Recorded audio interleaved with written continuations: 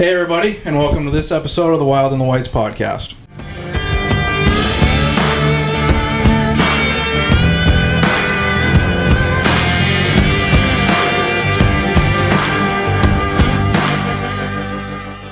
So today is a special episode.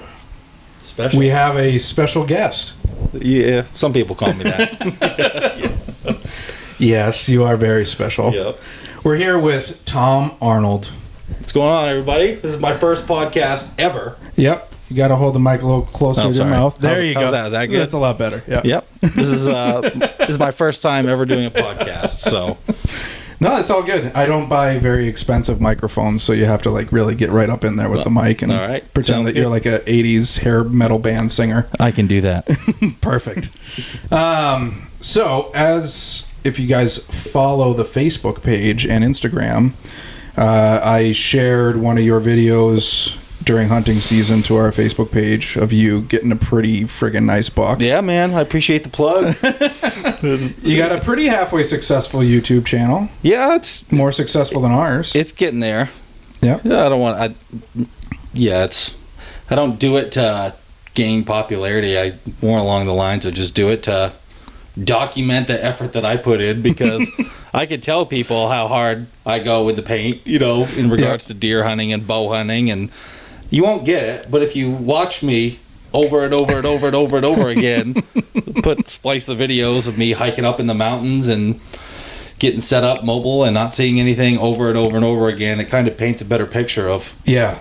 Well, it's nice because you put up the videos of your good kill, and you're like, wow, look at that. And then you'll do that hour-long one of and here's all the hunts that I filmed where I didn't even see anything. Dude, it's a struggle. It's really real, though, because that's a reality for so many people that doesn't get shown out there. And the fact that you're willing to just be yeah, guys, look, I'm just a hunter like everybody else. That's it. And I don't see something every single time I go. I don't slam a huge buck every day that I walk out there. No, and I don't even need to shoot. I mean, I hunt harder and more often than anyone I've ever met in my life. And I'll shoot decent bucks, or I'll shoot good bucks for New Hampshire.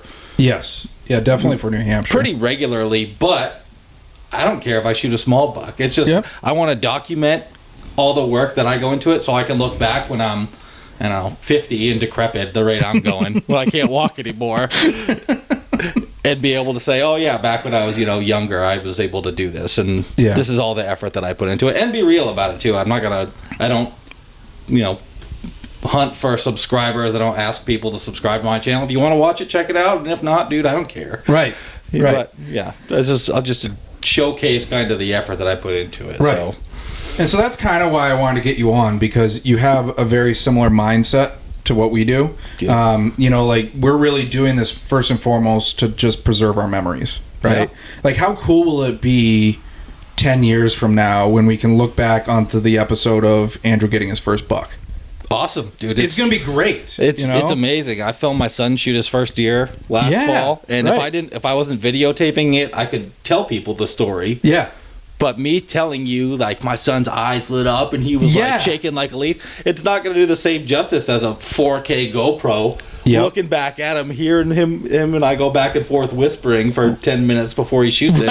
I'm going to watch that. This is my favorite video. Yeah. He shoots a doe. Yes. My son's 8 years old. Yeah. And that's, and the blood track afterwards. Oh my God, dude, it was awesome. It Absolutely. Really, oh, dude. I'll never be able to watch myself kill my first deer again, because but I wish I could. Sure. And now I can do that with my kids, and it's a huge part of my growing up is hunting deer and being out in the woods and spending time, with family and friends doing that. And I just want to be able to relive the moment. Yeah. Because it's a rare thing when it all happens and it connects, and it's worth being able to relive over and over again. So. Exactly. And then also it'll be there for future generations too. Yeah.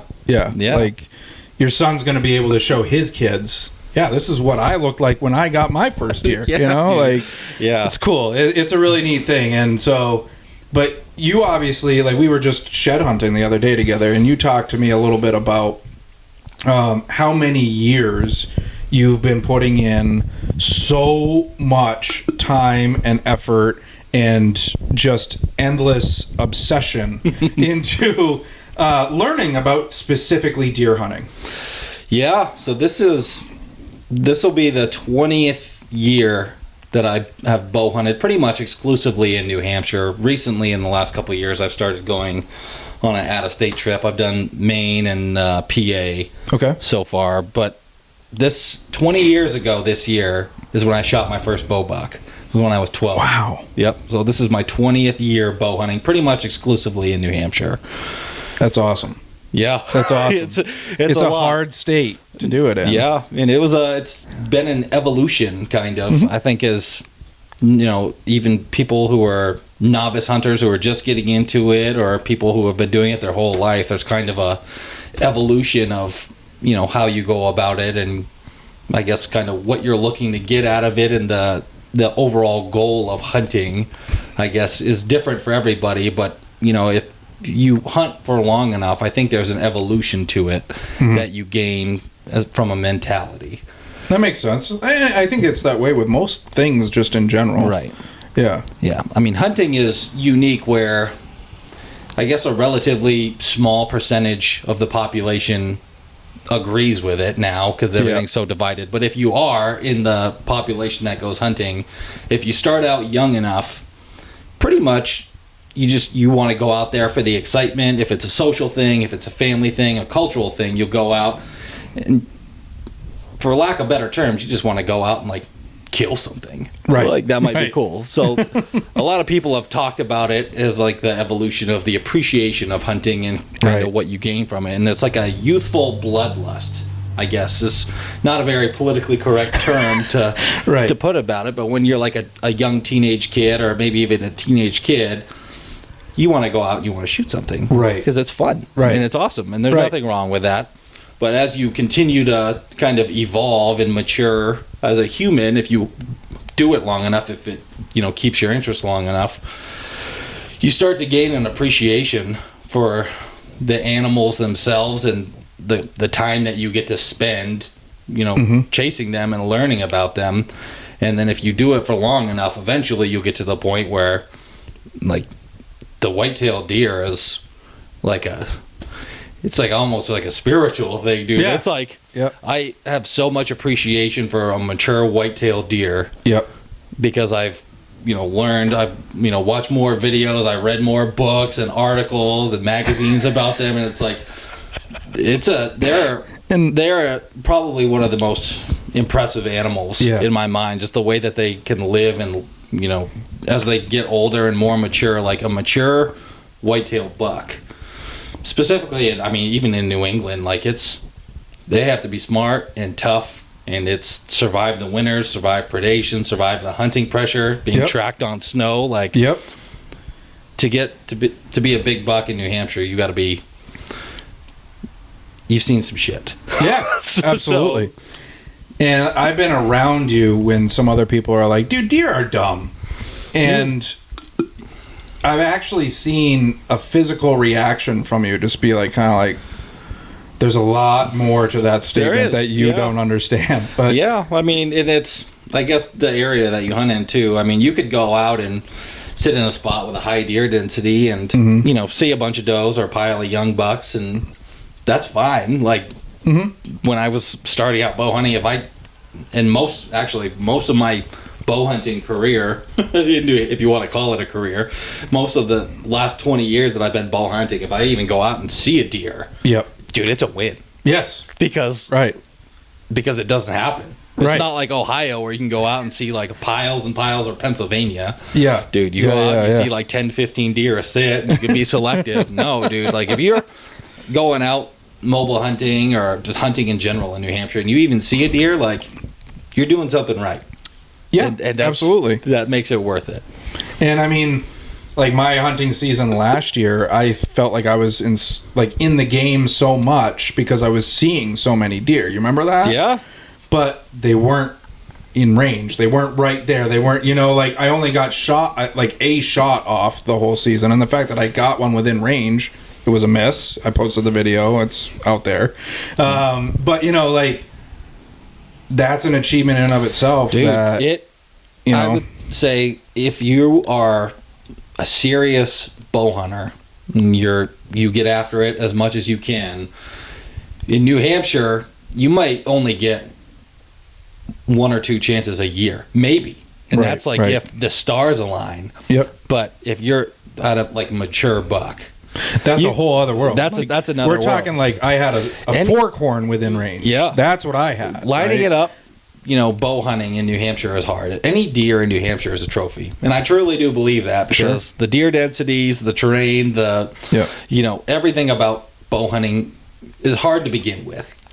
Mobile setups, you got to pick a tree. Yep. We both hunt mobily, but some people hunt at a ladder stance. But if you're bow hunting in general, the whole principle behind it is that you're out there essentially with a stick and a string. And you need to be able to compose yourself enough to be able to draw and put a well-aimed shot into a vital area of a deer. Right. In between, depending on your ability, presumably 30 yards and under is what most people, yes. Right. Some people out west can shoot 70, 80 yards. I do that for practice, but I've never shot a deer with a bow farther than 33 yards. Yep. It's a lot. Yeah. And I struggled with target panic in my younger days, and still, dude, like Guilty. If I have like a big deer in range, like even a big doe, dude, and I'm bow, like that's probably one of the only things in life anymore that'll get my adrenaline going. I think that's probably why I'm so addicted to it, is because it's a lot that goes into it. It's hard. If anybody wants a pure version of your adrenaline dump, the buck that you killed 2 years ago with a bow, the one that had the little stump on one side and the full antler on the other. 3 years ago. That was 3 years ago already? Yep. Holy cow. Yeah, that buck, when you're up there, you could see you just like, dude, oh my God. Yeah. Like, so just shaking, and it was so, like, was authentic. Yeah. Like, it really was, because I'm there every single time, too. And shaking, going through that, everything, like, I think I attached the video to the podcast that we did summing up this past hunting season. I shot that doe in Vermont with my muzzle loader, and I was shaking just like that afterwards. And there's not a lot that makes me feel like that anymore. I mean, that's why I do it. Yep. It's that feeling. The feeling is addicting. Yep. It's awesome. There's nothing else that does it for me, really. Right. But it's hard, and it takes work, or it just takes luck. Effort. Yeah. Definitely. You can definitely get lucky, and I feel like a lot of the times I do. Yeah. I mean, I put a ton of work in. I put a ton of time in, and you try to be analytical about it and pattern deer and, hunt strategically to increase your odds to the best of your ability. But a lot of there's got to be luck involved with it. Yeah. Yeah. But the biggest thing is you got to put time in the woods, no matter what. Yep. So I guess that kind of brings us to the topic that we decided to do on this episode. It is now mid-March, and we're losing snow by the 2nd right now. Yeah, about time. And it's shed hunting season. We may talk a little bit more about shed hunting, but if you're getting out in the woods, maybe you're doing shed hunting, maybe you're maple syruping, maybe whatever you're doing out in the woods, or you just want to go out and you want to scout deer right now. I'll just start out, is this a good time to go scout anything? Yeah, definitely. Okay. So once the green up happens, it gets hard to see, but if you're going to do postseason scouting and you're not doing it in season, immediately after the season, before the green up happens in the next month or so, once the snow goes out, this is like the best time. Okay. Because you're looking at the woods as it is in the fall when all the leaves are down. Yep. The shooting lanes that you would have are apparent now when they won't be if you go out in the middle of the summer, and the leaves are there that won't be there in the fall. Also, the sign that was laid down in the fall is still there. You can still see scrapes on the ground. You can still tell the rubs are fresh from the last year. Whereas as further along the summer gets, the trees heal, the scrapes get covered up, and it's less apparent where the obvious runs are once the green up happens. Gotcha. Yeah. So so what you're talking about is looking at the sign from this past fall right now. Yeah. So if you are out there and you're seeing deer tracks or current deer sign now that they're in a certain spot right now, is that a spot that you want to continue to pay attention to? Or what type of deer movement and everything like that, like what's happening right now in a deer's life that may differ from the hunting season? It's kind of hard to, I guess it would depend on where you're at. Like the southern part of New Hampshire in general gets less snow than where we're at. Right. Up here in the Whites, like, yep, the deer will change where they're located most of the time based on the snowfalls. If they're mountain deer and they live up high in the snow, well, the top of the mountain has 4 or 5 feet of snow on it. Right. They can't live there. Yep. So they'll migrate down. Now, in the end of the season, depending on if gun season overlaps a good snowfall, you may be able to get their normal fall pattern movements in there if you track them in the snow.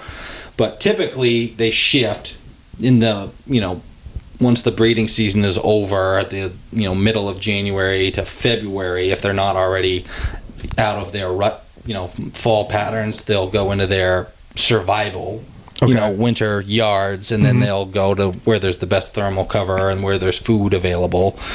So I guess if you go out now and you find tracks where deer are now, depending on if you have snow or not. I know we just went out shed hunting a couple days ago, and some spots were melted out. Yeah. But we got into some spots where you went up to your thighs in snow, depending on where it was at, and there was fresher tracks in there. Yeah. So I guess I'm not really paying as much attention to tracks now. I mean, obviously, if there's a run that's beat into the side of a hill on a heritage trail, you can keep that in the back of your mind that the deer are working that certain terrain feature that way. But I think the majority of what I'm looking for now in regards to patterning deer postseason scouting is ground scrapes and rubs. Because they make those in specific locations during the fall period where they're going to be, presumably, if they're still alive, next year when I'm hunting them. Gotcha. Yeah. So you see like a rub line, let's just say, and it's clearly from this past fall. What does, to me, and correct me if I'm wrong, that doesn't necessarily mean that a buck's going to be there consistently the following year. That may be a travel pattern that happens maybe every year, but is that actually like a place where you're like, man, maybe I want to put a stand around here? Or what else are you looking for? Is there something different that you're looking for than just like a collection of rubs? Or are certain rubs more what you're looking for than others? So I guess it would depend. If it's a mature buck, typically, and contrary to popular belief, big bucks will rub tiny small trees too. Yes, you can find, and you can have spike horns that rub on 6-inch maples. Sure. So I've seen it both. I've seen probably one of the biggest deer I've seen on the hoof absolutely shred a little tiny scrub brush that was knee high, and he about ripped the thing out of the freaking ground. But he was fighting with it. I got a video of it on my cell phone before I started filming. It was a 60 yards, day before muzzleloader season. Oh my God, October 30th, 2000, the year 2000. It was awesome. Yeah. But he was a ginormous, huge buck, and he was rubbing this little tiny bush. I was presumed if it's a huge rub up high on a big tree, it's got to be a big buck. Yeah. But it doesn't always have to be. And I've seen a little 4-pointer hit a signpost rub on like an ash tree that was probably 8 or 9 inches in diameter. Okay. So I guess to answer the underlying question is, if I'm seeing a rub line that indicates that a deer is moving from presumably a bedding area, like a thicket, there's a rub line coming out of it along a travel corridor, that I can use to know that that's how the deer is coming out of that area. Okay. Or down the spine of a ridge, if there's a rub line on like the downwind side of it, usually we have a predominantly westerly or northwesterly wind. So anything on the east, like ridge, if there's a north-south facing spine that comes down, just to make it easy. On the east side of it, if the downwind edge of that spine has a rub line in it that looks like maybe it's been hit year after year. You can kind of tell if the deer hit it year after year. We found one the other day that was scarred up, and then over the scarring there was new marks. So that was an area in a tree line adjacent to a clear cut that the deer are obviously using year after year because they're hitting it. And the ground is pounded underneath it too. You can actually see the wear in the ground for how much they're moving through there. And in that particular spot they were. It's not always so apparent. And a lot of the times, like the major trails that you'll see now in the wintertime, like the highway trails in the snow where it looks like somebody's like walked through there with snowshoes, and then you can pick out like 18 different sets of tracks. Most of the time, those are does. The bucks will use those, you know, from what I've seen, but a lot of the times the bucks will either like parallel them, or they don't always, unless the snow is really, really deep, they don't always walk in the same exact trail that the does were. And same thing when they're in season, like the heritage trails that are like cut, if there's a really, really heavy deer trail, most of the time a big buck isn't going to be on it. The more faint trails that are kind of paralleling it or intersecting it, that, you know, those are more likely to be the big buck trails from what I've seen. So if you grab one of those trails right now and you get excited because it's a highway of deer activity right now, is that a spot that you are like in the fall or in the early season, I want to set up on this, or is it more or less like a tool to utilize to another end? Like I'm thinking of, okay, what are they actually moving to and from? And if I can go and backtrack either way and be like, okay, here's the food source, and then you go the other way and you're like, oh, here's the bedding area. Okay, maybe they're going to still be bedding in this area, but maybe utilizing the terrain different or something. What's your thought on that? It would depend on the location, because right now, like you said before, the snow is melting at a ridiculous rate. But up until this last week, we've been buried. We had a pretty substantial snowfall this year. And then in the last month, if you've gone out and you follow trails, deer are going to be bedding and living around their food source. So now in the wintertime when they yard up, they're going to yard up with thermal cover where they are not going to get blown around by the wind, you know, typically under softwoods, hemlock, south-facing slopes where it gets more sun. They're going to bed close to food and cover, and then they're going to walk to food, eat to stay alive, and then go back to their bedding. And that's pretty much the highway trails that you'll see now are just bedding to food and then back. And that's all they're doing. They're just surviving right now. In the fall time, where there's more food sources and they're, you know, kind of back in their own respective, the bucks will be separated in their own kind of core area.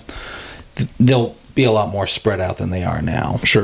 But so right now, if I'm getting this right, the bedding areas aren't necessarily going to be the same right now as they will be in the fall, just because there's more opportunity and more areas for them to move around in. In some cases there will be. I mean, sometimes the fall bedding areas, like there's a really good south-facing slope that I know of that has hemlocks off the points.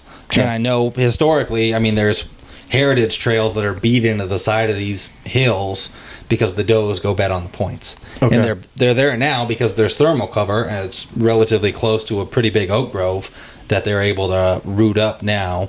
But they're there in the fall too, because that sets up good bedding for, you know, the predominant wind direction. There's good cover, and that's just a secure area that they can dip out of pretty easily. So in that instance, the does will be bedded presumably in the same general area. Same thing if you have like big, you know, swamp thickets and stuff. The deer like all their swamps, and they like high stem count areas where there is thermal cover, that cause they can hit the browse pretty easy and, you know, move around if it's not completely buried or underwater at this point with the, you know, rising waters and everything.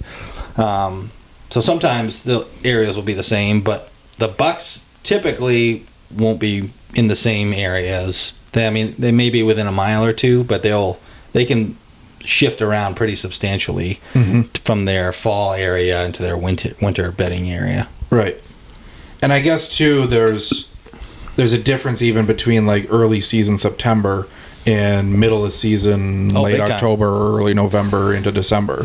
So early season is a really good time. That's a lot of people in New England overlook. And the big deer I shot last year on September 22nd, that was an early season buck. Yep. And that was, that about blew my socks off when that happened. I wasn't expecting it at all, but that was a stroke of luck. It was the first time ever in that spot, and I ended up, running into a bachelor group. I guess the 9-pointer I ended up killing weighed 193, and then it had like a little basket rack 8-pointer with him too. But I was getting ready to shoot the basket rack. I don't care at all. Anything with a bow. But yeah, that was one of those things where it's early season. The deer are still in their summer feeding patterns. Yep. When they're kind of like the winter time, where if you find the food source that they're hitting early season, they will pretty much do the same thing over and over again from mid-August until I guess the first or second week of September. Once they rub their velvet off and their testosterone levels start raising up and they don't want to hang out with their buddies anymore in their bachelor groups, then they'll break off. But if you can find them in their bachelor groups when they're still in velvet, or like the first week or two before their testosterone levels get high enough and they break off out of their bachelor groups, that's a wicked time to kill them. And if you follow any of the local deer hunting pages, you'll see that there's some mega bucks that get killed the first week or so of bow season, pretty much every year. I was lucky enough to connect on one of them this year, but in years past, you'll see some giant bucks, even some still in velvet, that get killed the first week. And then as they break out of their bachelor groups and they kind of move into their own individual core areas, it gets harder to lock them down into a pattern. Still doable, but you have a better shot of connecting on them in between their bedding and their primary food if you can isolate that early season. Gotcha. So is there a way now, because what you were talking about earlier is looking at sign from last season, but that's rut sign, right? Yeah, pre-rut and rut sign. So is there a way now that you can cue in on anything that you cue in on that helps you in that early season time now, or is that kind of something where you're really keeping your eye on it towards the beginning of August and seeing how things are rolling there? So I think it's all based on food. I don't think if I go out now, most of the ground sign that I'd be able to pick up on in regards to ground scrapes and rub lines, stuff like that, that's all pretty much pre-rut and rut activity. Most of the sign that gets laid down is in pre-rut. Yep. In the second half of October and like the first, probably 5 or 6 days of November. That's when the peak sign laying down is, the most scrape activity, and that's pretty much countrywide. I think that's pretty widely accepted, is that's when the bucks are searching for their most receptive does. Their testosterone levels are coming up. They're just getting all jacked up and horny and whatever, and they're looking for the first one to come in, and they're laying down the most sign. So I think that's the sign that gets laid down, and early season is solely based on bedding to food. Okay. I don't know. I guess if you can queue up on the big thing that a lot of people talk about early season is fruit trees. And I've never been that successful hunting over fruit trees. I've tried it a couple times and I've gotten lucky. Not with any giant bucks or anything, but you had some success. I was going to say, earlier season around fruit trees. Yes. And if you can find a fruit tree that's isolated with enough security cover around it, that's the John Eberhardt talks about that a lot, is finding the hot early season like apple trees. He hunts up in northern Michigan, but he's a big time. If you can find a hot apple tree early season, that the bears are an issue in our area too with apple trees, but they're a gold mine if you can find a hot one. They can, and it's basically, it just becomes their absolute primary food source. Yep. But they seem to gravitate towards it a lot because it's super easy for them, and I feel like they know that there's a lot of calories that they can get from it really quickly. Yeah. And they must just love the taste of them too, or something, because they really do just gravitate towards it, and it's short-lived. Yeah. And then all of a sudden, like when an apple orchard turns off, don't bother hunting it again. Yeah. At least that's my experience with it. And I've run cameras in them and everything. Like there's only one that I can think of that was actually active all summer before there were apples or anything like that, because the grass in it was so high that it was turning into a bedding area. Yeah, and I don't have a ton of experience. I'm going off of what I've read. And in New Hampshire, we'll have old overgrown apple orchards. We have a ton of big orchards. Yes. One of which I can remember that I won't name, but there was a ginormous double drop tine velvet buck that was killed a couple of years ago in very close proximity to an apple orchard. Oh yeah? Yeah. And the deer was actually eating the apples and was very patternable when he was killed, like the opening couple days of bow season. Yeah. Gotcha. Yeah. But I think that you're right that the big mature bucks are not necessarily going into those places like people would think. Like if you're going to go into a wide open apple orchard and say, yeah, I'm going to slam a big buck, in my experience, that's not going to happen until about 2 o'clock in the morning. Yeah, so the deer's not coming out into that field during daylight. A mature buck won't make himself susceptible. They're hard to kill. They're big for a reason. Yeah. They don't get big by being dumb. Right. And the really big bucks, they'll, if you can find a hot apple tree within the security cover that a big buck will be viable to move there in the daylight, that's the key. Yep. But the biggest thing is security cover. Mm-hmm. I think in regards to feed trees and big bucks in general. Okay. There's a reason why you can drive up 93 and look out at the fields on either side, going all the way up from Concord all the way up through the notch. You don't see any big bucks. But you see deer. You may see them cross the road occasionally in the fall time, especially during the rut. But you're not seeing, if you look out, it's not like driving in Pennsylvania where you can drive out and then you look over these 1,000-acre cornfields and you can, see bucks. Even then, the big bucks will always gravitate more towards where they're safe, where they have a quick escape route, where there's security cover. Right. And that's where all the big bucks that I've killed are. They're in the thickest, nastiest shit that you can imagine, and they're hard to kill. Right. But that's why they're big. That's why they're big bucks most of the time. Yeah. They're smart, and they can be, for lack of a better term, skittish. Yeah. They're just like, they're kind of wusses. They're in many ways until it comes to fighting another big buck. You know what I mean? Like, they're like, no, I'm not going to go out there and throw caution to the wind. I'm going to be smart about this. Yeah, they've seen, their brothers get shot from going out in an apple orchard. And, if they're... That's a great way to put it. It's like, I wouldn't call it skittish. I'd call it they just don't want to get killed. Right. I'm in the same boat, dude. That's fair. That's the same thing. Yeah. I'm not going to walk through downtown Queens, with my Converse sneakers on, wearing a Gucci watch at 2 o'clock in the morning. Right. Fair enough. I don't want to get robbed and killed. That's a great point. It's the same thing with big bucks, dude. They know, hey, man, if I go out in the middle of this field, even if there's not an influx of hunting pressure, and that's another big thing that causes the shift too, is once deer, and this will even happen early season, because a lot of guys will wait until, if you go out now and you do all your postseason scouting and you find the spots that you want to hunt in the fall, and you can be like, oh, hey, this is a good tree, I could shoot this lane, I could shoot that lane, there's a big oak grove here with a line of thick security cover that I can hunt relatively easily, low maintenance, low impact. You could do that now, and the deer will have enough time to adjust to the fact that you were there. Okay, you're gone. The green ups come. It's summertime now. They're going to be back in there relatively under the same pattern in the fall time. But if you wait until the week before the season to go out and cut all your shooting lanes, which a lot of people do, and that's across the board. Yeah. If you go in there to a spot where a buck has been safe all summer, and they go into their feet, you're walking into their house, right? Yeah. You can have your house broken into in February. You install new security systems. You put cameras up on the outside. Nothing happens for the rest of the year. You're good. Right. But if somebody breaks into your house, your guard is going to be up.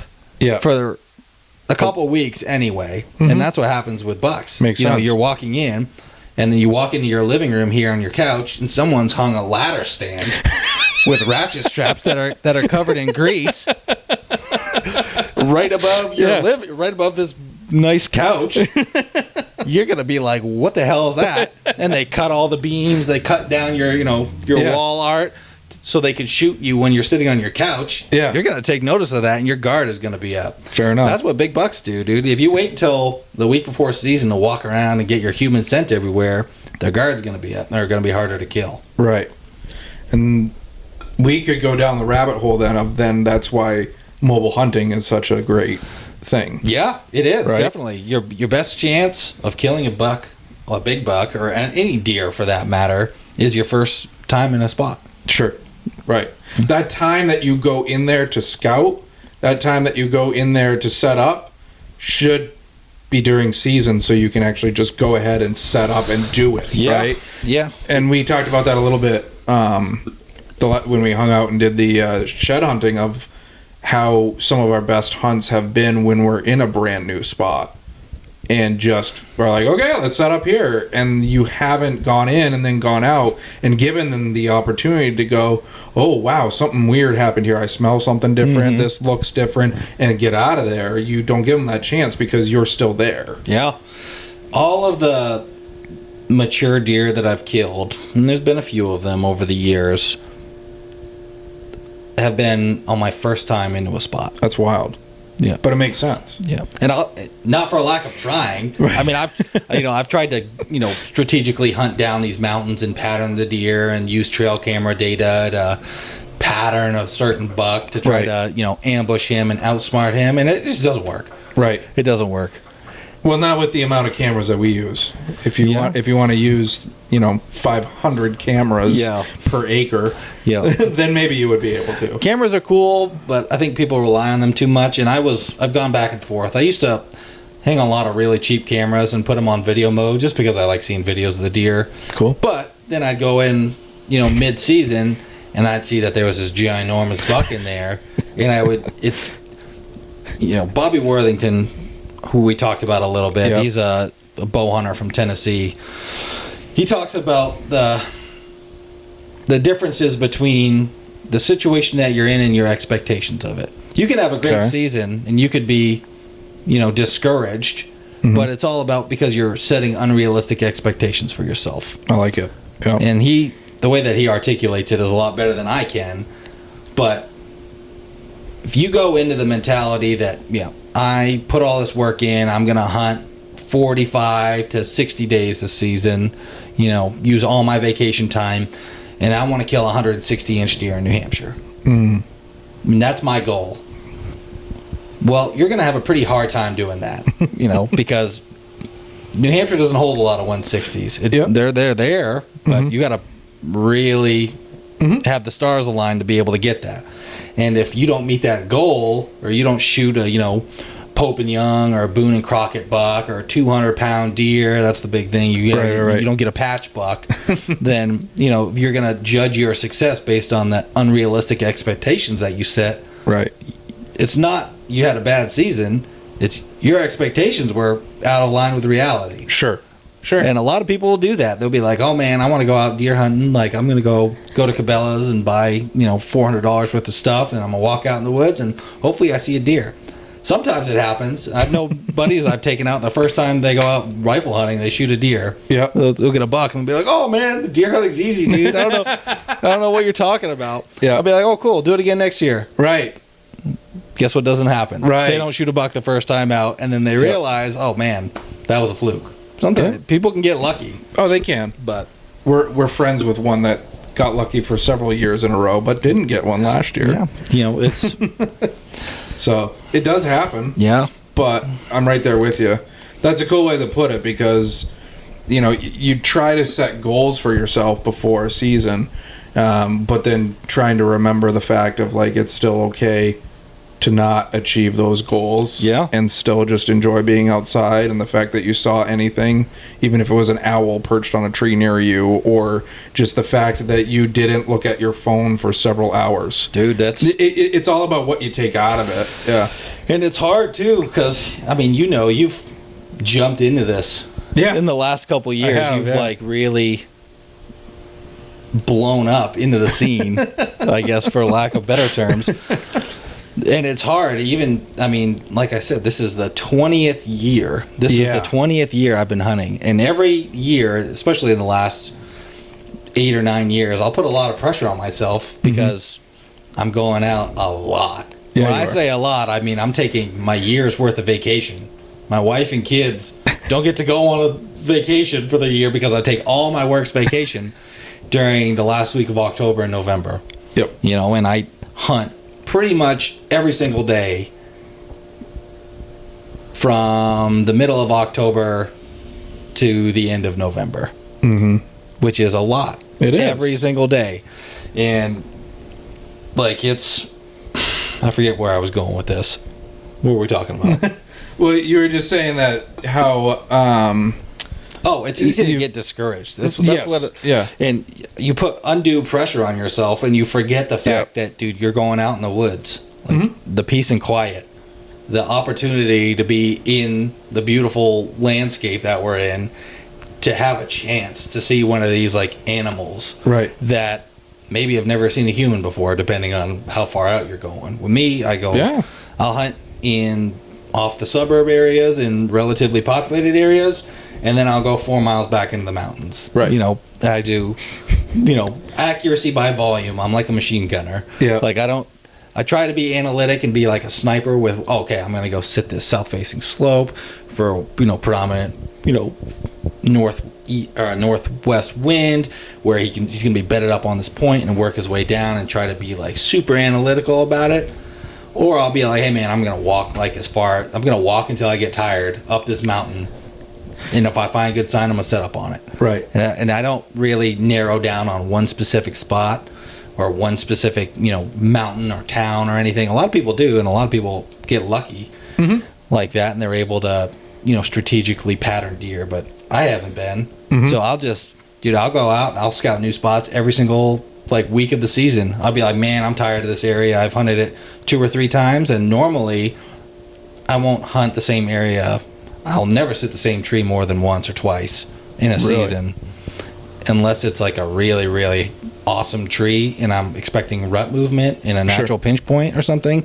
But I haven't hunted the same tree more than twice in a season for the last 5 or 6 years. Wow. When you put it that way, that's wild.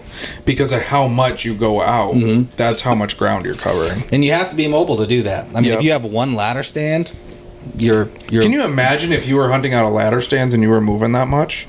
The money that you would have in ladder stands? Yeah. Wow. Yeah. You have to have a saddle. You got to do it. Yeah, and if you're hunting anywhere with any pressure, I mean, we ran into it the other day too. We walked up this ridge and we were coming down, and we found some historical sign up top. We talked about how I hunted it in years past. Yep. And then you're saying like, oh man, I wouldn't give up on the spot. I'm like, no, I haven't given up on it. But if you look right here, this guy put this ladder stand up on October 15th last year, and I was like, man, the deer movement shut off after that. And I hunted it a couple times and didn't see anything. And I was like, all right, people are in here, dude. I'm getting out. Yeah, right. Because because of their pressure, and you don't know how they're doing it. You don't know what they're doing for scent control, which I'm not even going to go down with you. We could do a whole episode with Tom on scent control. Honestly, it'd be like a part 1, part 2, 2-hour-long episode on scent control. I mean, I try to increase my odds to the best of my ability, right? And I pretty much try to follow John Eberhardt's You do, yeah. scent control regimen. If you're interested in it, activated carbon, look it up. Scentlock, we're both interested in sponsorship. If you, they've already cleaned out my credit card. I'm good. Also, I don't know. People will argue you don't need Scentlock. You can kill them in blue jeans and a flannel or just wool. I killed deer. I killed a big buck this year wearing straight wool. Yeah, right. And it wasn't even snowing out. Right. but noticed that when I'm bow hunting, I see more deer when I practice the scent control regimen that I do, and I'm gonna keep doing it if I keep seeing deer when I'm bow hunting. Right. So before I started using it, I killed a couple deer with a bow, and I got a couple opportunities at big bucks. But now that I've adopted that scent control regimen, I see more deer and I've killed more bucks which is the only thing I really care about. So, and I've been definitely paying attention to, like, since I've been using scent lock as well.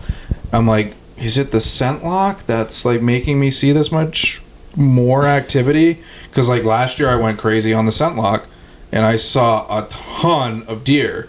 But then also I was paying attention to some cameras that I had in places nearby where I was going, and I'm like, man, they're not really altering their patterns even though I went in and out of there. Yeah. Because I was wearing it the whole time, like you talk about, right? Like, and doing the changing and doing the whole 9 yards, and I'm like, man, maybe there is really something to this, because other times when I've gone through, I can notice a difference in the, like a shut-off, like, you know, or like a complete, like, oh, this camera that I had over here is, you know, now shut off because I walked right by it. But the one that wasn't on, that is 500 yards away on this other route, is now the way that they're moving. Right. And they've completely altered because I was there.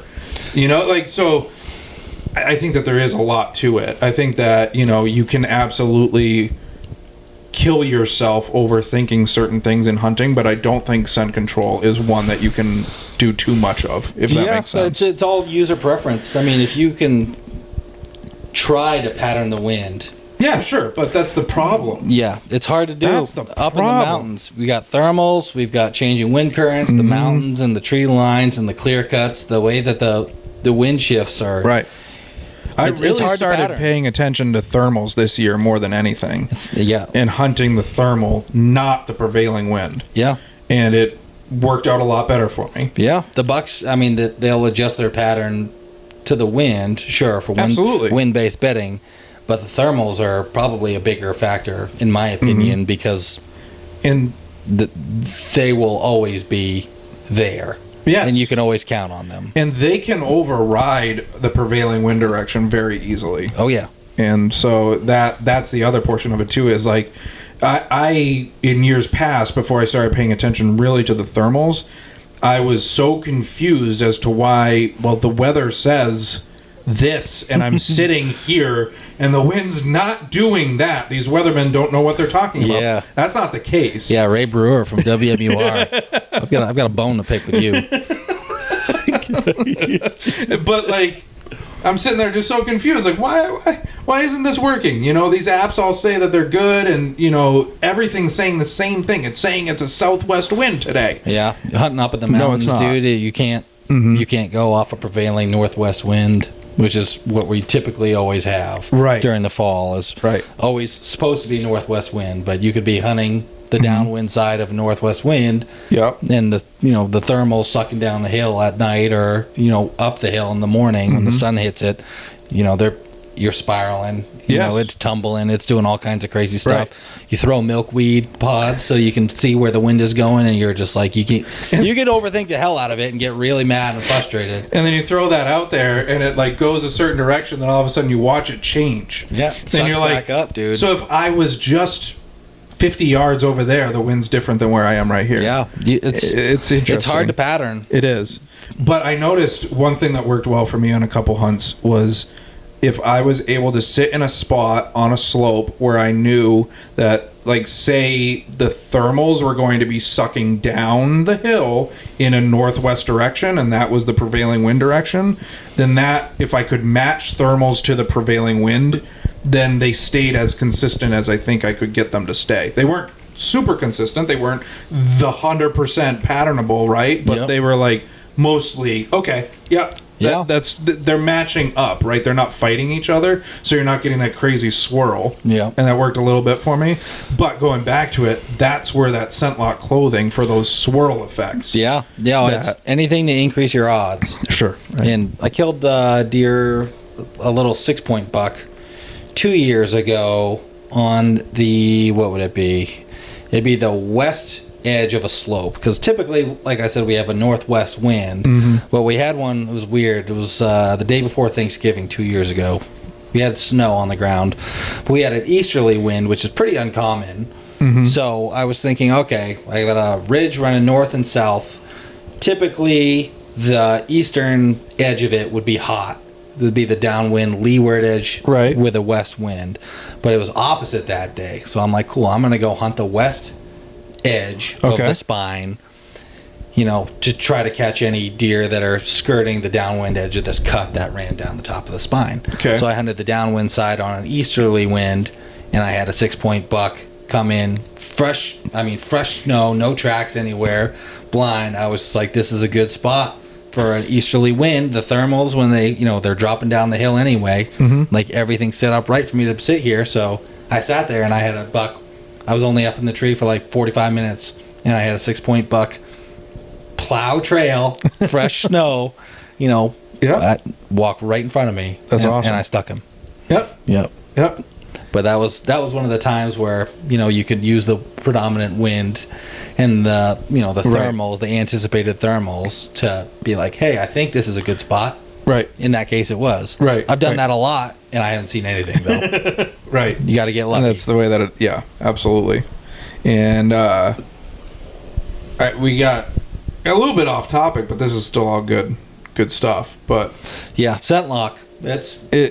It's what you get out of it. You know, even if it increases your confidence, then that's worth that. That's talked about a lot too. Yeah, you can go out in the woods, and I mean, if you go, I did 22 days straight last fall, and I saw like 4 deer, 3 does, and a little small buck. I didn't even get a good look at him, but it was a grind. And I was like, man, dude, I don't know, but you just have to like maintain a positive attitude. And that's the hardest thing too, is you put undue pressure on yourself. You don't enjoy it. And you can if you have the self-realization to be like, dude, I'm just tired. I need to eat. I need to sleep. I've like lost 10 pounds. I'm like, you're not joking either. Like, no, that's a reality. Yeah. And I was there last season. I feel bad for my family. Like, straight up, my wife is like a seasonal widow. She jokes about it, but like, dude, she's like, hey, can we hang out tomorrow? I'm like, no, dude. It's pre-rut. Like, pre-rut, bro. I'm sorry. Like, call your boyfriend or whatever. I have to go in the woods. You know, there's you know, the deer laying down the sign. So but yeah, you have to maintain a positive attitude. And if you just, I don't know, everybody's different in regards to how they do that. But me, it takes one hunt to change it, and that's it. And if you're not out there, that hunt won't happen. You know, if you're lazy and you want to stay on the couch, or it's spitting snow, or it's raining and it's windy, and well, you're not going to kill them from sitting on this couch. Right. Probably. I mean, some people do, but yeah. Not around here, anyway. No, that's true. Yeah. So, going back to our original topic of scouting right now, because I know that there's some guys that listen to this podcast that are just getting into deer hunting, and they're interested in scouting, and some of them have talked to me. They're like, yeah, I want to go out and scout turkeys right now, because we're coming up on turkey season, which we're both amped up and ready for.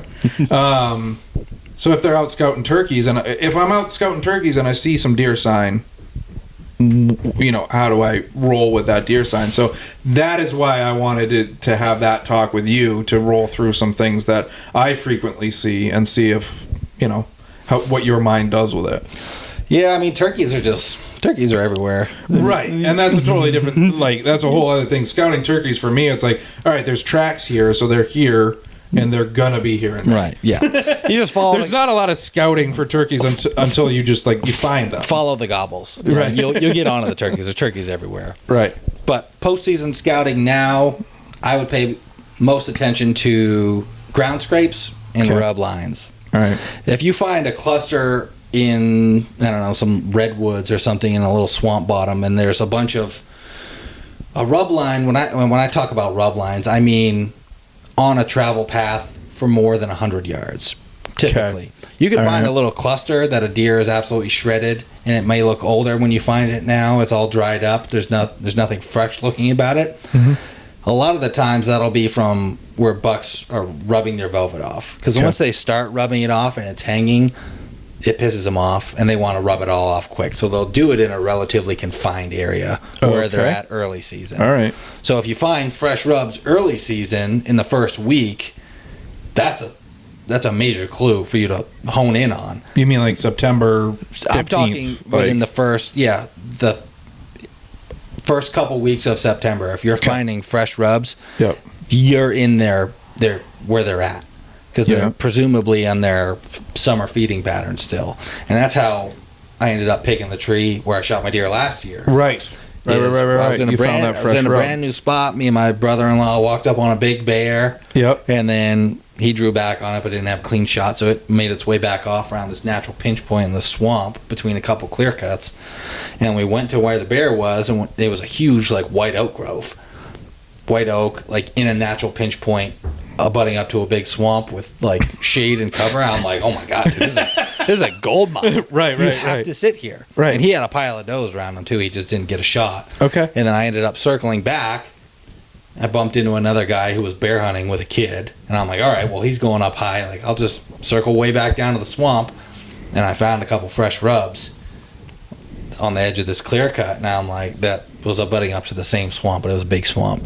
And I'm like, dude, like, fresh rubs right now, September 22nd, like, they're here. The bucks are in this cut. So I sat there, and it was probably when they were rubbing their velvet off. Okay.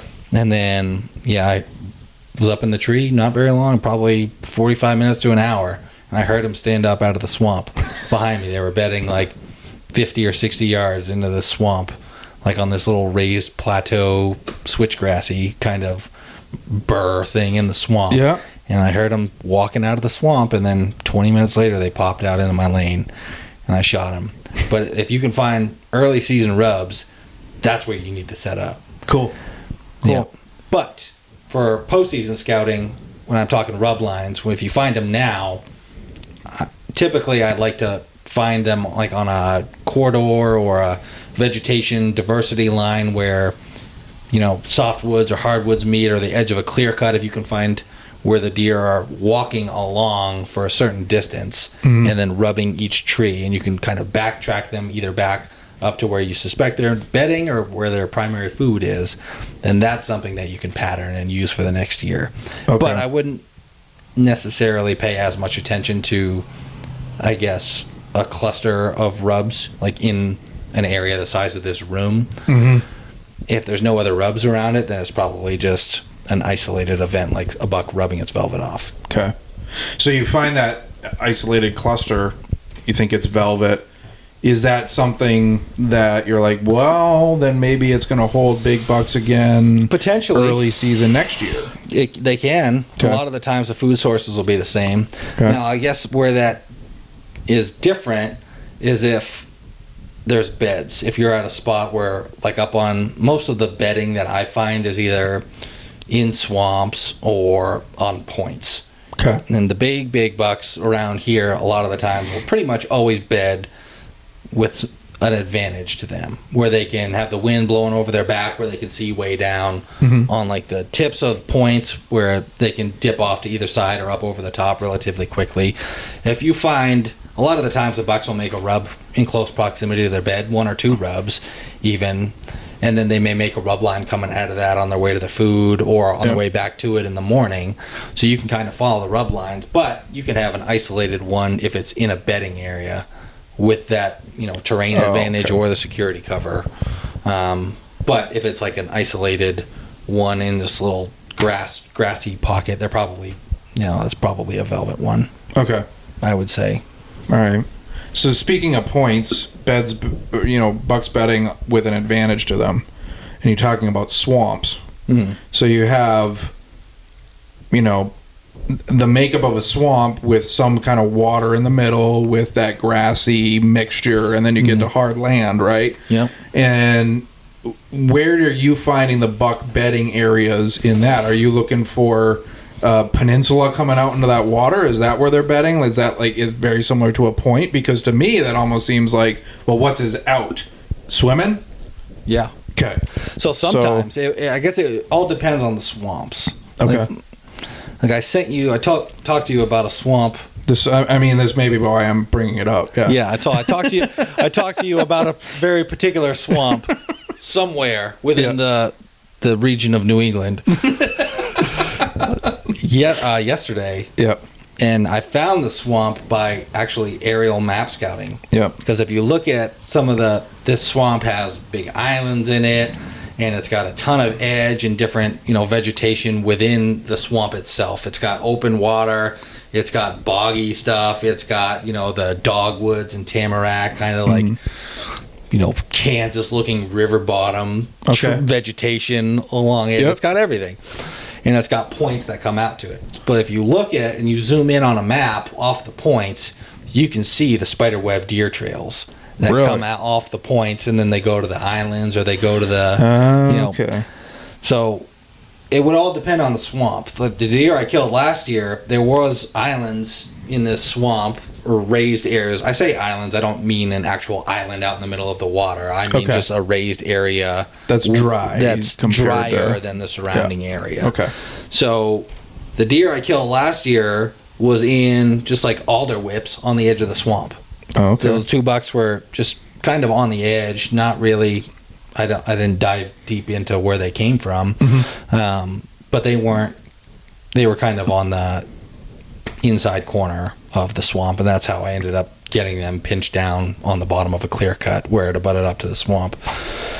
But in that other one that we were talking about yesterday, you can look at, and a lot of people will do this, like Dan Infault from The Hunting Beast. He's like, he talks about this a lot, is if you look at satellite imagery of a swamp, and they have a lot of cattail marshes where he hunts, and I think in Michigan and Wisconsin as well, in the Upper Peninsula there. But if you zoom in on an aerial image of a swamp, you can see where the animals are doing it. And some of it's beavers around here. I've gotten tricked before, but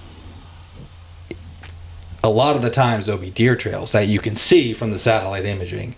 And if you find an isolated big mature tree in the middle of a swamp, and there's not water that a deer has to swim. So, I mean, sometimes they will swim. Okay. I mean, we've got deers that swim to the islands across Winnipesaukee. Yes. People have been killing those island deer, more notably in the last couple of years since they made it legal.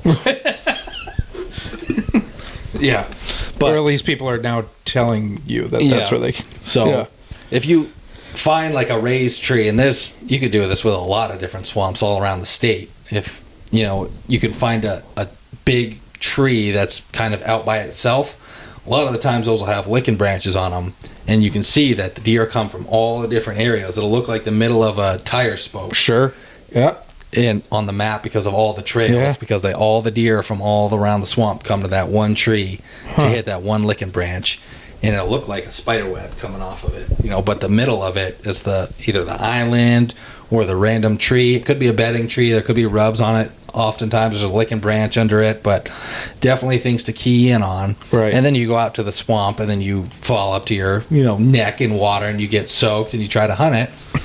you have to put boots on the ground. But there are some big deer that people think New Hampshire deer hunting. They think I've got to wait for snow. I've got to put on my lacrosse boots and my Johnson wools, and I got to go tracking. Right. People kill them tracking every year, but you don't have to. You can kill them by hunting pinch points and just being smart about it. You don't have to wait for snow to track. And I guess even the Benoits, who are the world's most famous buck trackers, will talk about even when there's not snow, they'll still hunt. They'll just hunt smart and hunt pinch points and travel corridors. So. Right.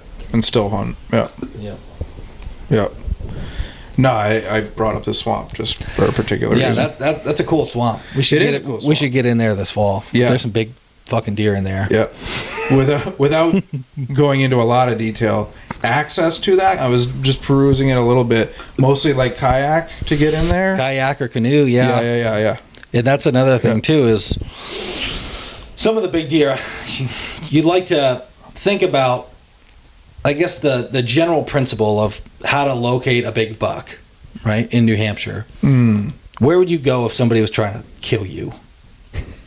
Where you can hide. Where you can hide. Where you're not going to be found. No one's going to go. Right. The hard places to go. Yep. They don't get big. These 5, 6, 7, 8-year-old bucks don't get to be that old from going to places where they encounter humans or other things that are trying to kill them on a regular basis. Right. Which brings up again what you're talking about, of they're going to bed down when they're at their most vulnerable is when they're bedding. They're going to bed with every advantage. Yeah. So I've used kayaks and canoes to try to get back to hard to get to spots where I think other guys aren't going to go. And I've burned up a lot of boot leather trying to hike way back into the mountains where nobody in their right mind would ever go to, and try to get away from people too. Just whatever you can use to your advantage to get away from the people. Yes. So in that particular swamp, you need a kayak or a canoe, and you have to drag it up over 4 or 5 beaver dams to get back to the area where I pointed out those pins to you. It's a pain in the butt, but that's what I was looking at. Is I'm like, that looks like how you get in there, but God, it also doesn't really look like you can make it through that. It can be worth it. Yeah, no. The probably the biggest rack buck I've ever killed was 21. I shot this big 10-pointer in the back of this swamp, and I had a canoe. I'd never been to this spot before again, and I was like, man, like this. We're 3 weeks into gun season at this point. Like I have got to find a way to get away from people. Like, where can I go that no one else is going to go? So I found this little bleeder creek on the map, and I'm like, dude, I wonder if I can get a boat in there. And I drove by it, and I'm like, oh, I could probably get a kayak or something like up that thing, a ways anyway. And I had never been in there before, but I'm like, dude, I'm going to devote the day to getting as far back up this creek as I can into this swamp, this massive swamp. And I took a canoe, and it took me probably 3 hours to canoe up this creek in this swamp, and just like up over beaver dams and blowdowns, and it was like a pain in the butt during rifle season. But I'm like, dude, if I get back there, it's going to be awesome. And I got to this bend where the creek, where there was a natural crossing in between two like huge dogwood thickets on the edge of this river with this big grassy meadow. And dude, I climbed up this steep bank like 12 feet to get up this bank to look at this area, and as soon as I got crested up over the top, I'm like, dude, this is it. This is the coolest freaking looking spot I've ever seen. Like, I'm gonna sit here for the rest of the day. And it was probably 3 or 4 o'clock, or probably 2 or 3 o'clock in the afternoon, and it got, at that point in the year, it gets dark out at like 4:30, 5 o'clock. So I'm like, dude, I'm gonna give it. I'm gonna sit here till dark, and you know, if I see anything, cool. But if not, like, this looks like an awesome spot. And I rattled, and dude, I sat on the ground I had a rifle with me at the time. I didn't get this one bow hunting, but I rattled on the ground, and I was rolling around, kicking, thrashing, you know, like Zach from the hunting public. Trying to mimic, because people will just like rattle the antlers together and then stop. But that's not what a buck fight sounds like. I've heard a buck fight, and it's a rare thing in New Hampshire to be able to hear a buck fight. But dude, they sound like they're going to war. They're breaking stuff. They're thrashing around. They're knocking, you know, trees, grunting, fucking wheezing. It's violent. So I try to mimic that by like rolling around, kicking stuff, breaking trees, and when I'm hitting my rattle bag together. And I did that on the ground, and I'm always out of breath by the time I get done. I probably look like it's like I'm in anaphylactic shock mixed with a seizure, rolling around on the ground. And I've done it with people, and they're like, dude, what the hell are you doing? But in this particular case, I did it. You know, probably like a 30 to 45 second rattling sequence, rolling around on the ground, thrashing, blowing my grunt tube, snort wheezing as I'm smashing my rattle bag together. And then immediately after I get done, I'm like, oh my God, sucking wind, you know, trying to hear over my heavy breathing. I heard blue jays light off from the thicket off to my left. I can see like probably in the 80-yard grassy opening between these two thickets. And I hear the blue jays start to light off from the one on my left. And if you've been deer hunting long enough, you'll know that blue jays don't like deer. And they'll yell at them when they go by. And blue jays oftentimes will tell you that there's a deer coming. And I took that as a sign, because I'm like, okay, the blue jays just lit off over there. After I rattled here, there must be a deer coming from over there. So I wait a couple minutes, nothing happens. And then I can hear something walking through the thicket on my right. And it's getting closer and closer and closer. And I'm like scared to move at this point, because I'm on the ground in this switchgrass, and there's something walking like 15 yards away from me. It's just like in this really thick edge that I can't see. Sure. So I switch my gun lefty, and I'm like aiming, and then a deer blows like 10 yards away from me. I still can't see it, and then circles back out, and then comes out into the opening in the grassy area that I'm overlooking, and it's 2 does. Okay. They had like walked right up on me, Mm-hmm. and they probably like looked down, saw my canoe, and then saw me sitting there from inside this like really thick dogwood tamarack edge on this riverbank. And then they stay there and they blow a couple times. And at this point, I'm like, dude, I'm busted. Like, game's up, like, whatever. I just rattled in a couple does. They came to check me out. They didn't like it, and now they're blowing at me. Yeah. But I just stayed there and stayed put, and I'm like, oh, whatever, dude. It's cool. It's like getting dark out at this point. It's like the last 10 minutes of light. Whatever. I'm going to try to blow a grunt at them to piss them off, right? So I'm like, like a big old breeding grunt. And then out of the thicket, I think what ended up happening was this buck ends up walking out of the thicket on the left. But he heard me rattle. He came in and he was overlooking this edge. Sure. He didn't see anything, so he didn't expose himself. Yep. But then the does came, saw me, blew, and then ran out into the opening. Mm-hmm. And then when I grunted, I think that the big buck that I ended up killing thought that another buck was pushing those does around. And the fact that they were out in the middle, he had to go check it out. So he came out of the thicket on the left. And dude, when I mean something out of a movie, I wish I had filmed this. This is before I started, or actually no, it was hard to film rifle hunting before I had my GoPro backpack thing. My stagger Your pack. stagger pack. So I'd film all my bow hunts from a stationary position, but I typically usually only hunt alone, so I didn't film it at the time. But dude, this buck, monsters, I think I never got him scored, but he was, my taxidermist said he was up in the 150s, low, like 160, big, huge, tall tine 10-pointer. Nice. Comes walking out with his ears pinned back, just stomping, boom, boom, boom, going right to the does. And I see him just from the side profile. Looks like a horse. Yeah. I'm like, oh my God, 70 yards. So pull up on him, shoot, drop him. I spined him. Better to be lucky than good. Right? Dropped him. But that was like one of those things. It was first time in the spot ever. Yeah. You know, and it was like, a lot of the times you can find a spot too, and you'll see it, and you'll set up, you'll be like, oh, this looks like a sweet spot. It would be so cool to kill one here, like catch them coming out of here. And again, your expectations are not in line with reality. Right. Because you think it looks like a good spot, and you envision yourself killing a deer there. Doesn't mean that the deer are there. Right. You know, It could be cool. You got to hunt where the deer are. Mm-hmm. And that's the big thing. In this case, I got lucky. My first time in the spot, a lot of effort. Yeah, canoed that big buck out. Dude, pulling that.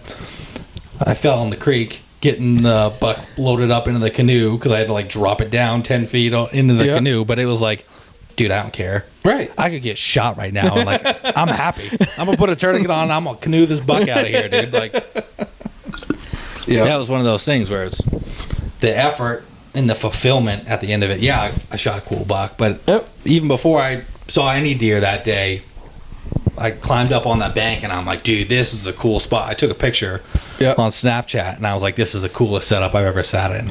And it ended up just so happening I killed the biggest deer I've ever seen, you know, in that exact spot, sitting in the same spot that I took the picture from. And you'd never know that spot existed if you weren't trying to just get away from people. No, and it should not have been a spot where that buck was. Okay. Like, it was a I don't know how the buck had, I don't know. I think it was in a public hunting area. Okay. That gets a lot of pressure. Like, very well-known public land that sees a lot of foot traffic. No kidding. And it was like one of those. But you were just at it from a different angle and a different way. At it from a different angle at a different spot where I think that they felt safe. Right. And because they were getting the pressure from a consistent other direction? Anyone that would have been in that area would have had to cross a deep creek to get to them, and they weren't doing that clearly because he was there third week in gun season. So that one worked out. Now, have you ever gone back to that spot? I have. Yeah. Yeah, I've hunted it a couple times. It's hard to hunt early season because the grass is so tall in there, the switchgrass and everything. And then there's also an influx of people in the early season. for unrelated reasons. I won't get into. But yeah, no. It was wild. Yeah, that one just blew my mind. So yeah, getting as far back as I could. Same thing with the rifle buck I shot this year. Like I had hunted 22 days straight and seen 3 or 4 deer, no big bucks. And I'm like, dude, I am so done with this. Like, I'm getting burnt out, man. Like, so I'm like, you know what? Change it up. Like, it's super windy day, crazy. It was, I don't know what day it was, like November 23rd, I think. I don't know. It was super windy. We had like 30-mile-an-hour wind gusts, spitting rain, I remember snow. That. It was a nasty day. But I'm like, cool, it's a good day to walk around. Tyler and I went out that morning. Yeah. And we were hunting. I remember that day specifically. We were having good luck out there too. But then all of a sudden I saw you dropped and I was like, that motherfucker. Yeah. So it was like brand new spot. Never been there, dude. And I'm like, you know what? I'm just going to go out and walk because like it's a good day to walk up on one. Everything blowing around and they're rutting. So you can get lucky. I walked up this brand new piece I'd never been into, and honestly, it was on a north-facing slope, and it was like a weird forest. The way that it laid out, it was like I don't know what the deal was with it, but it was immature, like almost like petrified birch, and I don't even know what kind of trees they were, but it was like a weird area. It was all very open, understory, no mature trees whatsoever. Everything was small and it was very open, so you could see probably 90 yards, but it was dense at the same time. It was just a really weird spot. I would never expect to see a buck. Yeah. And I didn't really catch. I saw one fresh rub coming off the main trail I walked in, and I'm like, oh well, whatever. I'll go walk up this thing, but I don't think they're going to be up on the hill because it's so windy, and I would expect them to be down in the bowls to get out of the wind. Right. But I'll try it. So I walk up a little bit and I cut fresh tracks in the leaves, and I'm like, that's a little weird. That's a fluke, but maybe, I don't know, I'll just keep going. Why not? I'll check. And I kept looking, and I'm like, dude, there's no way there's going to be a deer up here. Well, I kept walking up, and it was just, eventually I made it all the way up to the top, and then I cut a fresh buck track, like real fresh. I smelled him. And I'm like, dude, are you kidding me? Like, why would there be a buck up here? Like, he's got to be just cruising. Yep. There's no way I could get that lucky. And then my GoPro died, and conveniently right after my GoPro died, like 45 seconds later, this big 9-pointer comes running right down the hill 30 yards from me, and I end up shooting him in the neck and then following him up. Yeah. And then he was a heavy racked buck, but he was already rutted out. He only weighed like 165. Yeah. Was he kind of a short deer too? Yeah, he was short. Yeah, and he was rutted out in the back. He didn't really have any meat left on his back end, but it was just like a really, really weird area for a deer to be in. I even like just looking back at the video, it looks like I'm in like a petrified forest. Yeah, that like a forest fire like wiped out like 10 years ago. Kind of like, I don't know, you look at like elk hunting videos in like Nevada, up in the mountains where it's just like all dead trees, but you can see really far. That's what it was like. And I've never been to this spot before. I wouldn't, even now, I wouldn't go back and try to deer hunt it because there's nothing, there's no feed, there's no cover, there's no water. Right. I mean, I don't know why he was there. I got lucky. He probably doesn't either. I walked right up on him. Yeah, I won't find him there. He was probably just done with some does, and he was trying to just desperately find more. Yeah, or it could have been because nobody ever bothered him there because there's no reason for him to be there. Yeah, that's it too. That too. That's interesting. They'll find ways to avoid people where you wouldn't think them. Overlooked spots is a huge thing. Interesting. There's a well-known thing that people still don't really pay attention to is behind graveyards. That's like a big... Spooky. A lot of... Yeah, it is spooky, but... Let's go there on Halloween. People don't really go to graveyards that often. True. And a lot of big bucks have been killed in very close proximity to graveyards. That's interesting. I would never even, put two and two together on that. Yeah. That's one of those things that some hunters will talk about it, but graveyards, dude. Huh. Go check out your local graveyard. But you know what's weird too is especially around here, and you walk through the woods and you just find old ass graveyards. They're everywhere. Yeah. They are everywhere. People just don't know where to bury their people, I guess. This looks like a good spot. Off the top of my head, I can think of 4 right now that I've just stumbled across in the middle of the woods. Like, what is this doing here? All over the place, man. Yeah. And it's just an old stone wall, and the old stone's still built up, and they're just decrepit, and there's trees coming out of them. 30 by 30 stone wall. And honestly, if someone wants to hunt there, it's not going to be me. I'm not. I don't think I want that juju. I really don't. Yeah, I think. Yeah, I mean, even like in residential areas, the graveyards, they don't get a lot of foot traffic. I was good. The deer recognize that. And so if they need a place to hide, it's like that whole thing where it's like, yeah, I had this big buck walk right through my backyard. It can't be that hard to find him if he's walking through my backyard. No, he's walking through the backyard of somebody because he feels safe there. Yeah. And he's not getting pressured there.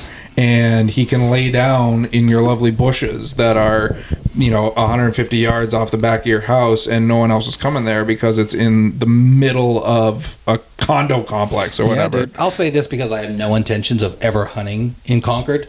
Cool. There's some giant bucks in Concord. Yep. Dude, you go by the rest area right off of, exit 2? Okay. Yeah. Those cornfields by the hospital. Yes. People post ginormous bucks in downtown residential Concord all the time. I'm sure some people find a way to hunt them in their suburbia. Lee Ellis will probably be in there if there's ever a 200. But yeah, dude, you can get big bucks that just know that they're safe here, and they'll post up right in people's yards sometimes. Or that's where they live, and so they can't be hunted. True. And they've just always lived there, and they're just like, yeah, I got everything I need. Why do I need to move? MDI up in Maine, dude, that's like I don't know what the actual name of it is, but there's this island in Maine where they're not allowed to hunt deer. Yes. And there are giants. Yes. Yeah, there's like a whole like mountain in Maine that like there's nothing available. Like you cannot hunt it at all, and people try to hunt around it as much as possible because there's humongous bucks in there. Yep. Yeah. They're around. I mean, people shed hunt in there a lot. Oh, good. I believe it. Yeah. Maybe we should go there. I feel like a lot of people have picked up on the fact that there's nice sheds there. Yeah, dude. I want to go hang out by that Brownville food pantry. where they feed all those deer in Maine. Yes. Dude, no I don't kidding. Care. I've got no shame, dude. I'll go pick up deer antlers next to a trough full of grain. I don't care, bro. Right. Antlers and antlers, man. Exactly. I'll take them where I can get them.